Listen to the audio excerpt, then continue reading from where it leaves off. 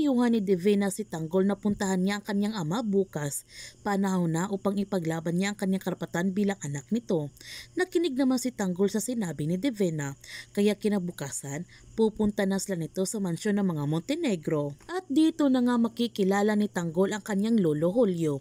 Labis ang sayang nararamdaman ni Julio nung nasa harapan na niya ang kanyang tunay na apo. Sinabi na nga ni Tanggol sa kanyang lolo at ama na tinatanggap na niya ang pamilyang Montenegro sa kanyang buhay.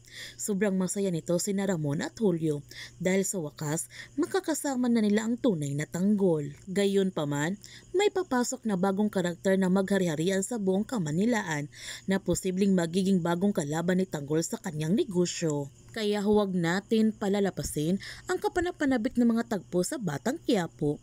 Kung bago ka pa channel ko, don't forget to like, subscribe, and click notification bell para palagi kang updated sa mga videos in-upload ko. Thank you for watching and God bless to everyone.